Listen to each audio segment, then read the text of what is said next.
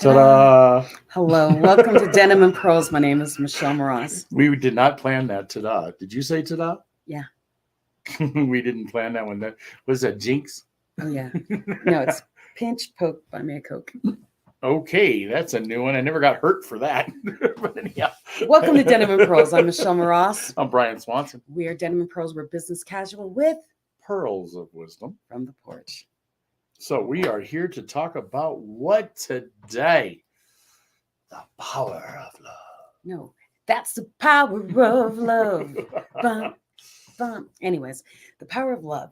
And really what got this started is the little things we do that we don't think are very significant that make bigger impacts on other people's lives. It could be something as simple as bringing your extra half of your sandwich from your takeout that you're doing and handing it to someone on the street, to, I don't know. Or just somebody you know. I mean, it can be anything. Yeah, or, smiling at a little kid that's crying in the grocery store, stops them from crying and makes the mother or the father's life much easier. It could be something that small to something bigger, like buying your house from somebody and choosing from 3 realtors and choosing one. You helped that one person with income or whatever. Well, I also have to tag this with the fact that this is also very similar, but not the same as perception. How's that? Because you don't know how people perceive the little things that you do and the appreciation that they may get from them that could take years and years and years to develop and for you to ever see payback on. Exactly. You just never know. You never know what that one good deed could do. And to you, it may not even be a good deed. It's just what you do. Mm-hmm. Right? Which is crazy because most of the time we don't think about it. And then somebody shows up on our doorstep or somebody shows up in our life again or whatever. Same way, products are the same way. You could tell somebody, because, they always say in sales, no just means not now. Mm-hmm. Okay. So you could sit down and talk to somebody and I just tell you, no, there's no way, no how, whatever. But then their circumstances change a year later. And who do they think of? Well, I can be very, very specific, actually. I met a woman here in Colorado Springs. She was a fitness person. And she was just very spunky. And I met her at a BNI meeting. Her name is Lisa Olson. Hi, Lisa. Anyways, she did not know it, but I was 300 pounds and looking for a way to drop weight. And when I met her, she never said, oh, I sell Arbonne. She didn't do any of that kind of stuff. She was just being herself. And she says, well, I help people work out. And I said, oh, where? She says, oh, in my basement. I'm like, I really don't want to go work out in someone's basement. And she says, well, I said, what are you drinking? She says, oh, I'm drinking my protein shake. I said, what's that? And so she gave me a sample.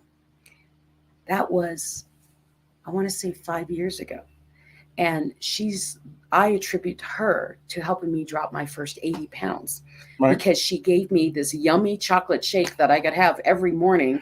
And she said, just have it twice a day for a while until you get used to it and then you can back off. And I drank 2 a day for couple of years. But she helped me drop my first 80 pounds. She didn't sell me. She just shared with me something that she used. And then I found out later she's like doing really well in Arbonne and she's just this powerhouse of a woman. But I went back to her when I had dropped, I think, a good 150 pounds and said, thank you. Right. I mean, I bought all my shakes from her at the time and all the other products from her at the time, but it's that small thing. This is what I use. Maybe it'll help you.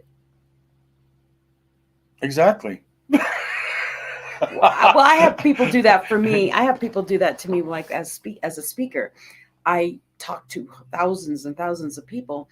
And one day I was at some conference and a woman ran up to me. She hugs me and she said, thank you. And I said, for what? She says, I met you 4 years ago and that one thing you said on stage changed my life.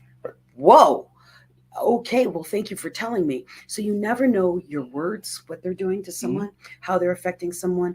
The smile that you give someone that day, it could have been the worst day of their life. And that because you opened the door and smiled at them, you shifted their entire day and everything that happened. And that's what the power of love is. You just never know. Yeah, well, we say power of love, but, just showing a little kindness once in a while. Compassion. Compassion's another good word. It's all kind of just a little patience. That works too. Hmm. Because sometimes you really have to have patience with some people. Well, yeah, and you just never know. You might be really kind to someone. Like, let's say, we've all been at a party or a networking or a family gathering, and everyone does, oh my God, Uncle George is going to be here, and you are the one person that talks to Uncle George, and all he needed was for someone to listen to him, and you don't know what you just did because everyone else shuns him, and I bet you $1 he knows that everyone kind of shuns him. He just wants to be around people. And by you just taking the time to hear him, that one person that no one wants to talk to, you shift their life. So, Well, there's some people that don't have the, and I don't honestly have the capacity to just make friends with anybody and everybody. I mean, some people do, and I'm thinking of some of the stranger characters in the world. Um, I'll shun it off, put it off, push it off, whatever the case may be in a lot of cases, because I don't feel that there's anything. I hate to say anything in it for me, but I'm sure that's where a lot of it comes from because we think about that when we talk to, the homeless guy or the one kid that's every time you turn around he's hopped up on drugs or something like that. And yeah, you see in the news and you see in society, oh, we just got to show her a little love. Well, that's not an easy thing to do, for with some individuals, but we always prejudge them too. yeah. So it's a fine line. It's a tough one to work with. Just showing love to anybody and everybody can be difficult. Hi, my name is Michelle. Well, that's the thing is that's how I, when I say go be the best version of you unapologetically, that's really what I'm meaning. The best version of you is kind to everyone around you, right? Right. And so that's basically how I live my life is I'm just really nice to everybody. And a Well, good example, we went out to a club for karaoke and that was the joke. I said, "Oh, that one lady that came over to me and said she loved me," and Roman said, "Didn't a lot of them say that to you?" oh It's yeah. because I care to smile at people. I care to actually hug them and say hi and ask them how they're doing. And I don't just say, "How you doing?" and keep walking. I say, "How you doing?" and I look at them in their eyes and they wait. Well, I'm not saying. I mean, in a general consensus, every day, yeah. But there are still people out there that we all have our I don't want to say prejudice, but our prejudgments about. I don't say go out of your way. Yeah, go out of your way to, unless you're that type of person, to go out of way and help a homeless guy. Well, I that's mean, different. I'm, I think everybody around you, yes, you should always be nice to. I mean, you see that. I'm not mean to anybody, No, he's not, or he wouldn't be my but friend. on the other side of it too, there are certain people that you kind of keep them at bay. Well, then keep him at bay. And I I'm think not we saying all go. do that. I'm not saying go out of your way, but when you get this nudge, or if you run into someone, you keep seeing them, maybe you should go talk to them. Well, yeah, this is true. But I'm not saying there's a scary man in the corner and he's under a box. I should go knock on the box and talk to him because I'm going to show him kindness. I'm not saying that. I'm saying when you're in normal situations and you keep running to the same person, that's God or the universe saying, talk to that person. Oh, there's a reason for it. It's. I always think of what was that sign? The here's your sign. Yeah. Not the comedian. Not the movie. Oh my. Not goodness. liar. Close. Yeah, I can see it in my Where head. he's like, God, give me a sign, and all the street signs all pop up in the.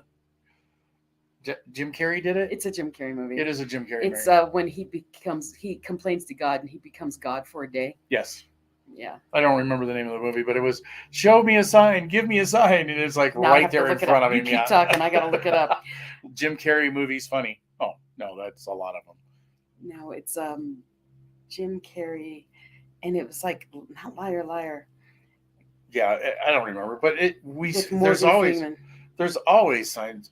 God. Bruce Almighty. Was it Bruce Almighty? It's Bruce I thought it was Almighty. something God. God, give me a sign. Okay, well here's a sign, another sign, another sign, another sign. And we don't pay attention to them sometimes. Well, and there's that one proverb, or what, I don't know if it's a proverb or not, where someone is he's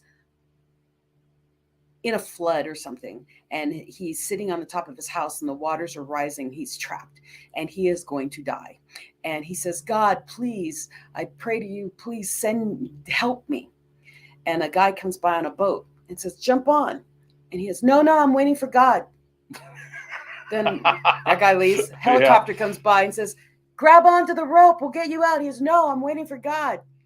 And then something else happens. And the guy says, come on, we've got you. We've got another rowboat. Here's a life preserver then. Here, take the life preserver. No, I'm waiting for God. Well, the floodwaters come and the guy dies. And he goes to the gates of heaven and he says, I prayed and I waited and I asked for your help and you didn't help me. And God said, I sent you a boat, a helicopter, and a life preserver.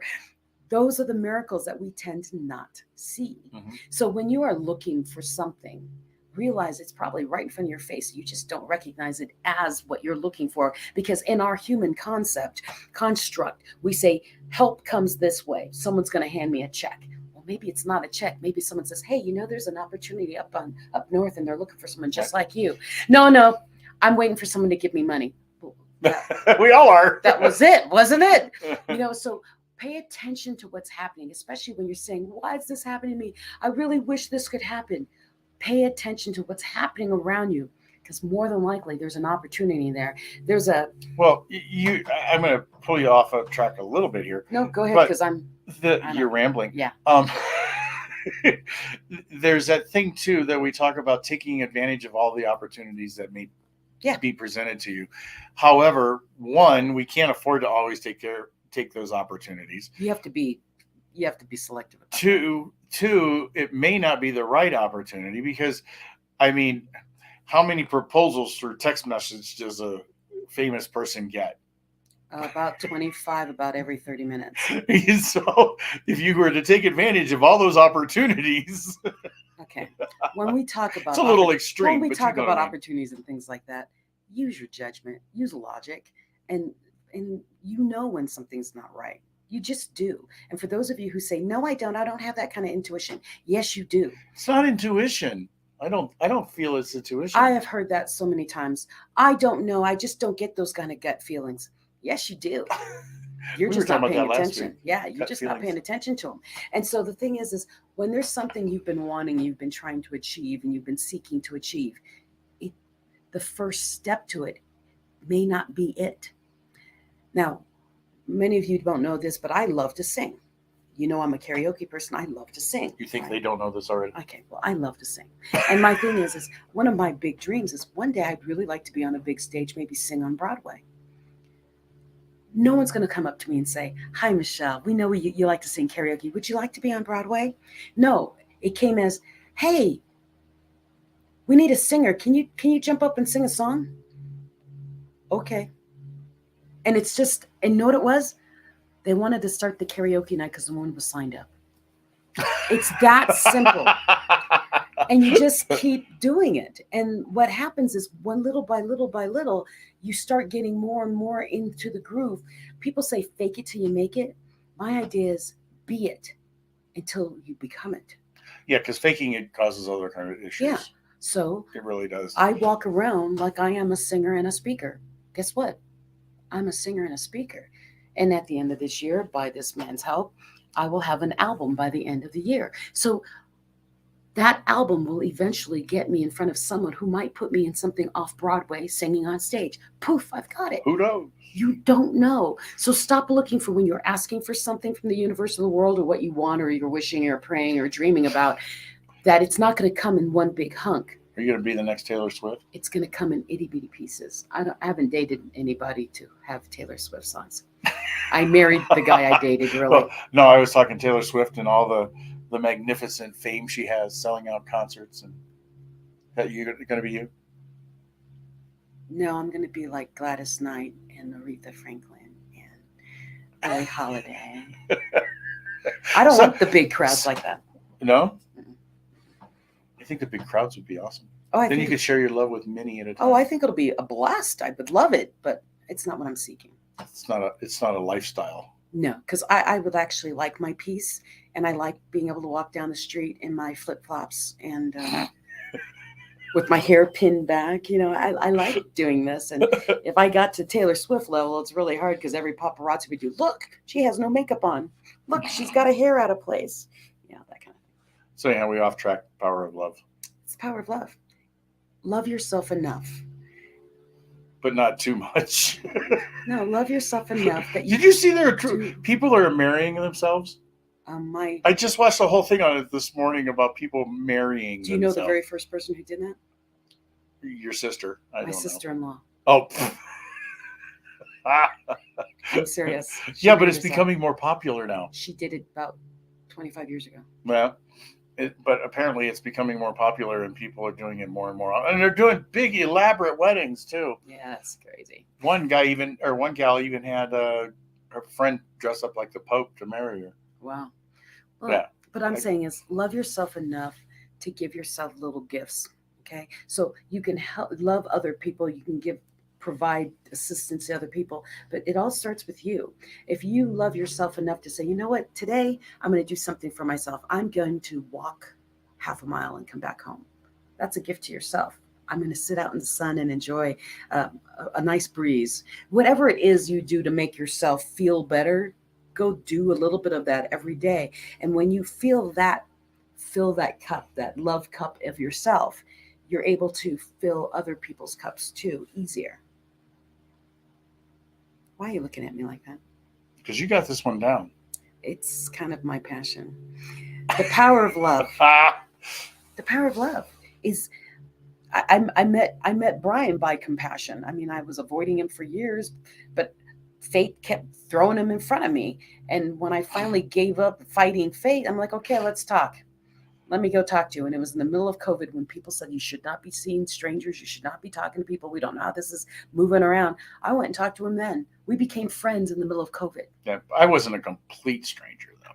You're a stranger. I did not want to know him. I was a stranger danger, but we had talked before. We had talked, but went to movies. He's one of those people that you talk to and you just kind of ignored. That's what I did. Oh, thanks. I talked to him, but I didn't register. We went to movies together, but I didn't go because he was there. And now he's my friend. So there are people in your world that keep coming around that you don't even realize because you're so inside of your own box that you don't see past your own nose. That's a good point. Look around. It's a little targeted there. It is. There are people around you who are supposed to be in your world, and you're so full of the noise and you're so worried about all the other people who give you complaints and pains that you don't even realize the one person who would stop the pain and be a real friend is right there in the middle of the noise. Well, there's also the magnetism of the universe too. Mm-hmm. I mean, there's always something there. There's a reason for everything, I think. It's a matter of us to filter it out, but we're also going to attract who you are, the love that we need, and who you are. It's our ability to recognize them that can make us very successful. And that's why loving yourself first is success is happy. But there's a lot of people who their magnetism is so negative. They repel. That they attract the negative. But that's the why black I'm saying, cloud. But that's why I'm saying if you love yourself and you give yourself little gifts of love, okay? Yeah. Show your own self, your own body, your own mind, your own heart that you are worth loving, you will start bringing in more people that love you, not the distressors. That you bring distressors into your life. So will the power of love give me more money? If that's what will eventually happen, yes. I mean, the thing is once you open yourself up, I'm really into this existential kind of stuff, is that I believe that everything is given to us. We either repel it or pull it. And when you love yourself, you pull in more of what you like, right? If you like, you bring like. If you don't like, you bring more don't like. And so that's why I'm always saying, go take care of yourself. Go find your love. Go find what fuels you. Because if you ever meet me in person, I'm like a magnet for people. People cannot help but come to me. Why? It's not because my hair's done up right or I have makeup on. It's because I'm radiating how much I love life. Yes, you have a power of attraction for some reason. I don't know. I don't understand it, but it's okay. So it's not explainable, honestly. So basically, in the world of Winnie the Pooh, I'm a mix of Tigger and Winnie the Pooh. Right now, he's being Eeyore. No, I'm contemplating this. And he's also Owl.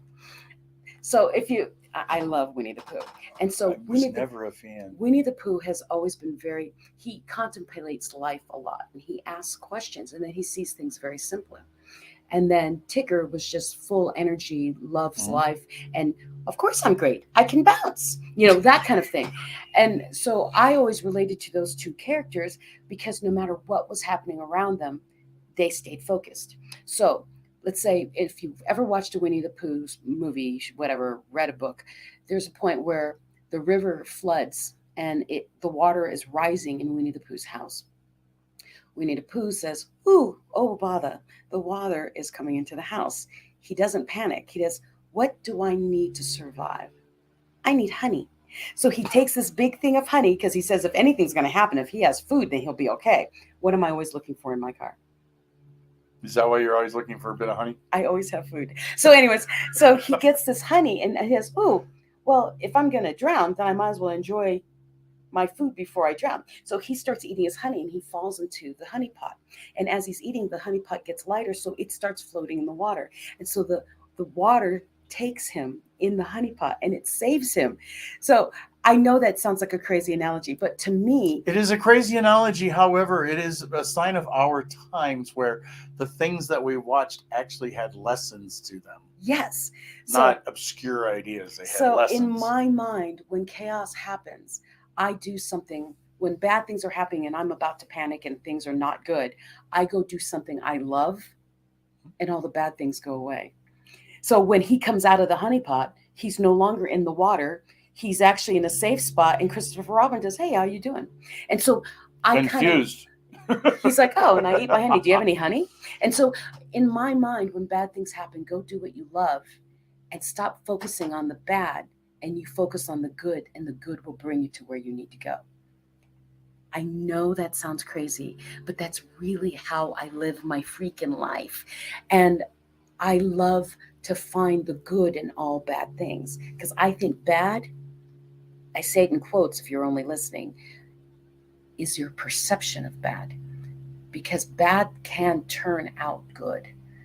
There are many times in our lives, like let's say people in marriages, and they do, "Oh, it's terrible. We're getting a divorce." Well, were you happy? No.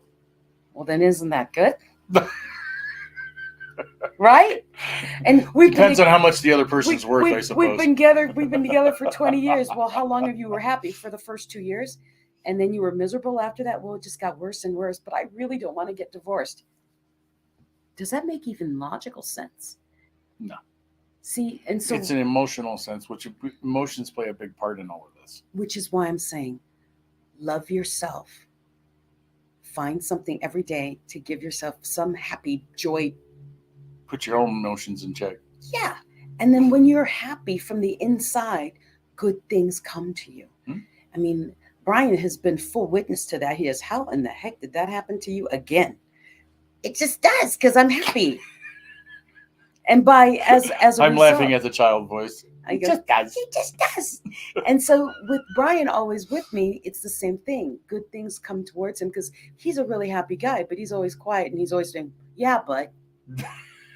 And so what I'm helping him see is, yeah, but wow, what the cool things that can happen. I mean, in August, we're going to go to Kansas City. We're road tripping.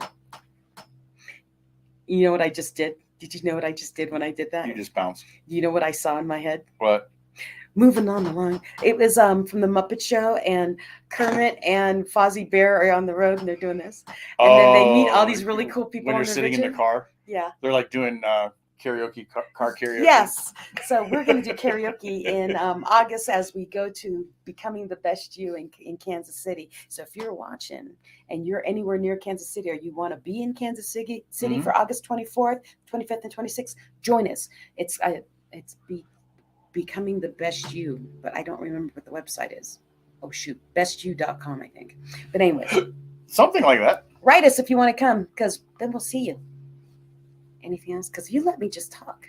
Because you're doing really well. Well, my thing is, I have plenty of love to share, just not now. I have a book called The Tao of Pooh, Tao of Pooh, and it's a whole bunch of Taoism messages, and they're all from Winnie the Pooh. It's so awesome. So whenever I'm stressed out, I'll read some of those, and simplest things from Winnie the Pooh. I should turn you on to my brother. Why? My brother has been doing a podcast for like ever on the Berenstain Bears. Really? He says there's so many life lessons. I don't listen to it because I was never a Bears State Bears fan. Yeah, me either. But yeah, But there's a lot of lessons he's in our done like cartoons. 4 years of podcasts I just didn't know that. on the Berenstain Bears. Yeah, Well, we could do a whole podcast. I don't know if he's on, still doing it, but I think he is. I could do it on Winnie the Pooh. I mean, I'm serious. There's so many lessons from Winnie the Pooh. It's ridiculous. Yeah, he's actually got quite a few followers. Really? Oh yeah. So should we change Denim and Pearls to Winnie the Pooh? No, because I know nothing about Winnie the Pooh. You can read all of the books in like a day. All the books are 4 pages long. He doesn't like to read. No, I don't like Winnie the Pooh. I was never a fan of Winnie the Pooh or Jungle Book. Really? Yeah, for some reason that's just weird to me. Or Berenstain Bears, I guess. Yeah, it's just weird to me. Well, this will be the last show of Denim and Pearls because I can't be friends with someone who does not like Winnie the Pooh. Thank you I'm not a big so fan. much, and we'll talk to you later. No, Winnie the Pooh was a very deep, and it was all about how compassion could change things. And maybe that's why, because I didn't want emotion in my life. See, that's it. When we go back to the stories of adoption and blah blah blah, blah and the way I was raised, etc., maybe that was what it was. That might be you rejected it because you didn't like it. Just like Could when you be. see relationships and you see people have been married for 30 years and they're all lovey-dovey, and you're like, will you just stop it and grow up? God, it's disgusting. It's the same thing. Get a room. You avoid what you don't want, what you don't have, or what you want, or you don't have, or whatever. Right. Yeah, I can see that because Winnie the Pooh were a lot of lessons about compassion, love, family, togetherness. I was more of a Yogi Bear fan, Yeah. not a Winnie the Pooh Bear fan. Well, Winnie the Pooh was life lessons, and I watched him because it was something I enjoyed, and I saw life, a perfect life through them. That's what I wanted.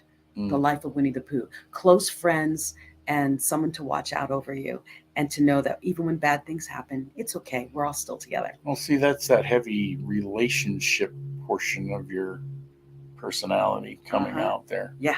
My relationship is like number 3 out of 4. And see, with me, relationships where it doesn't have to be family for it to be close to be family.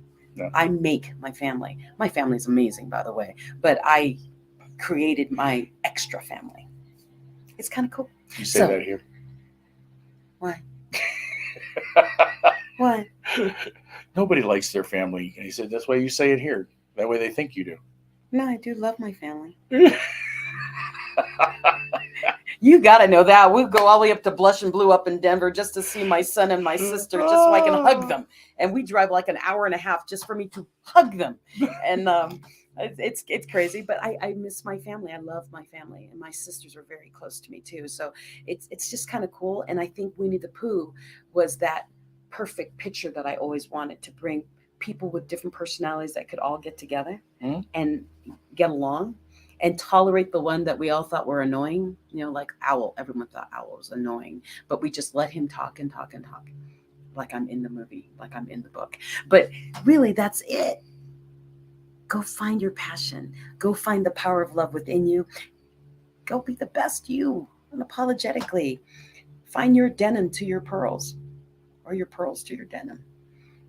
Or your peanut butter to your jelly. Yeah, peanut butter jelly. Peanut butter jelly time. Yeah, so go find that, whatever makes you happy. Even if it is, I take a scoop of peanut butter out of the... That's like eating honey out of the jar. Huh? Yeah. Peanut butter out of the jar. Just do one thing every day that makes you happy, and add to that list every day. Do something new that makes you happy. And the next thing you know, you're going to be so full of love that it has to radiate out of you, and you give it back to everyone else. And then people like Brian say, how in the world did we walk in the room together and everyone said hi to you and didn't even see me? It's because I'm radiating the love that is outpouring. Well, no, that was a weird example last night. I'm not talking about last night. No, but I'm thinking of that person that walked in last night, saw me, recognized me, did not acknowledge me, but looked for you. Because you could see it in her eyes. She knew if he was there, I was there. Yeah. But she didn't acknowledge me at all. It was just weird. Because she said, where's Michelle? She saw you and was like, where's Michelle? Well, she said that with her eyes, yeah. Mm-hmm. But that's what happens when you're so full of love. It just pours out of you. It's outpouring into other people. And so go be good to you. That's the power of love. Go be nice to somebody that keeps showing up in your world because they might supposed to be be there for a in reason. your life. Yeah, let them be there. So, peace, love. Peace. Oh, P. Wait, P. Oh, wait. Peace, love, love, and happiness.